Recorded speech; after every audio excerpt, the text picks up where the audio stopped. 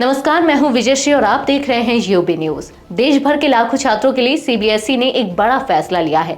साल 2026 से केंद्रीय माध्यमिक शिक्षा बोर्ड यानी सीबीएसई अब कक्षा 10वीं की बोर्ड परीक्षाएं साल में 2 बार कराएगा।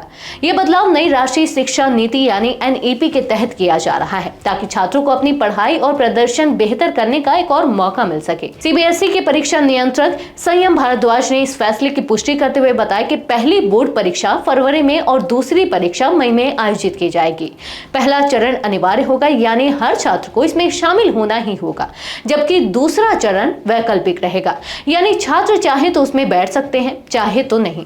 पहले चरण के नतीजे अप्रैल में आएंगे और दूसरे चरण के नतीजे जून में घोषित किए जाएंगे। खास बात यह है कि इंटरनल असेसमेंट यानी आंतरिक मूल्यांकन केवल एक बार ही किया जाएगा, चाहे छात्र एक परीक्षा दे या दोनों।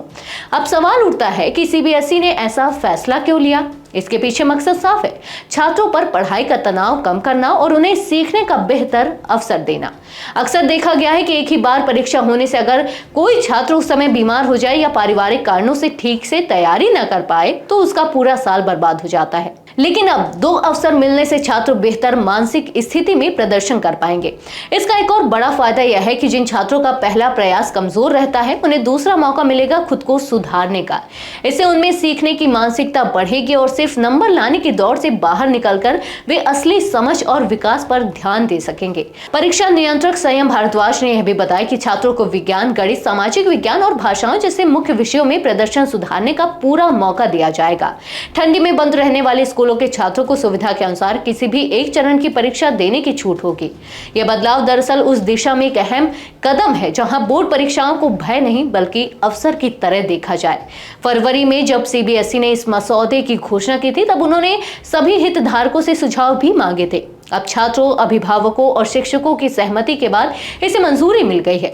इस बदलाव के जरिए एक बार फिर सीबीएसई ने यह साफ किया है कि अब शिक्षा सिर्फ रट्टा मारने तक सीमित नहीं बल्कि छात्रों को समग्र विकास की दिशा में आगे बढ़ाने का प्रयास है।